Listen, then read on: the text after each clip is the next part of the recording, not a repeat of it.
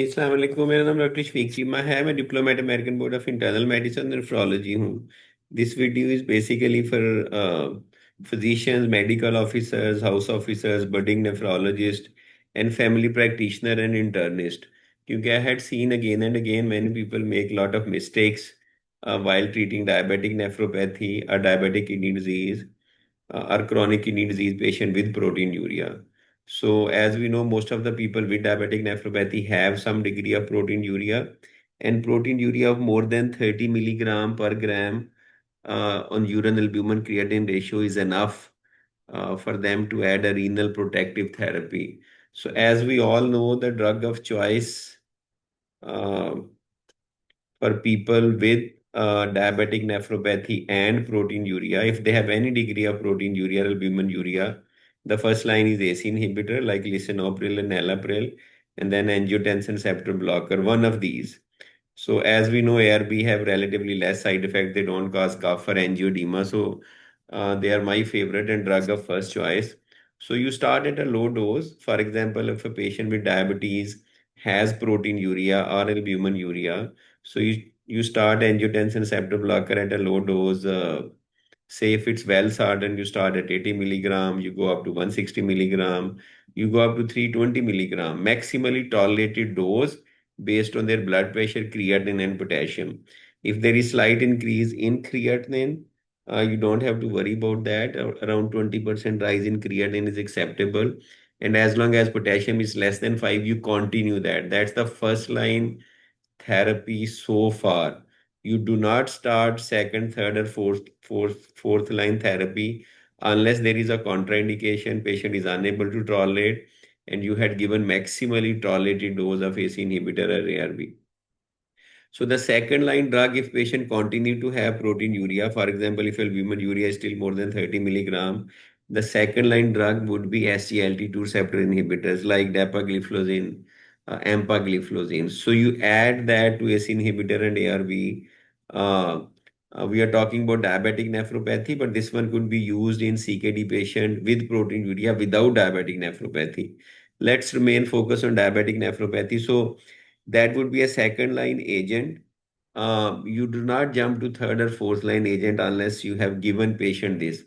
If patient is unable to take this, there is a contraindication, side effect, urinary tract infection, then you could go to a third line agent. Otherwise, you had given it at a maximally tolerated dose. Then you come to the third line agent, and which, to your surprise, is not mineralocorticoid receptor antagonist. It's GLP-1 agonist like semaglutide. So if someone has urinary albumin creatinine ratio still more than 30, or there is any other compelling indication to give semaglutide, so you give semaglutide to those patients. This is the third line agent. You could add that to the SGLT2 receptor antagonist, or if patient is unable to take SGLT2 receptor antagonist, this one you would be your third line agent. GLP-1 receptor agonist like semaglutide. It's available in the oral form, daily form, weekly form, or there is a compelling indication. For example, patient does not have elevated albumin, but patient has a BAST, body mass index more than 27, or diabetes is uncontrolled. You could add that because many studies have shown this one has a beneficial effect in the management of diabetic nephropathy. Then come the fourth line agent, which is the purpose I am making the video, because I have seen so many prescription in which people with diabetic nephropathy are not on ACE inhibitor, not on ARB, not on SGLT2 receptor antagonist, and directly have been started on finerenone.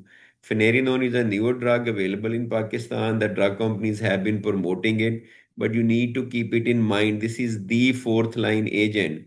So once you have maximized ACE-ARB, had given SGLT2 receptor inhibitor, have given GLP-1 receptor agonist, patients still have uh, urinary albumin creatinine ratio more than 30 or protein creatinine ratio more than 150, then you give finerenone.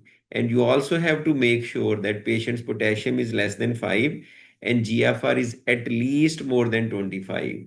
So if patient is at advanced stage and albuminuria is more than 30 but potassium is more than 5, or patient's GFR is less than 25, you cannot give these agents because there would be risk of hyperkalemia and all that. So this is all evidence based, and I could show you the algorithm shown on the update. After maximizing ACE and ARB, then you see if patient is taking additional renal protective therapy. If patient is taking SGLT2 receptor or GLP-1 agonist, if patient is taking both, then it's good. Then you follow those patients. And if they still have albuminuria, but their potassium is less than 5 and GFR is more than 25, then you give this fourth line agent, not without that. So I wanted to make this video mostly for doctors, HOs, medical officers, especially for family practitioner and internist who are sometimes confused how to treat a patient with diabetes.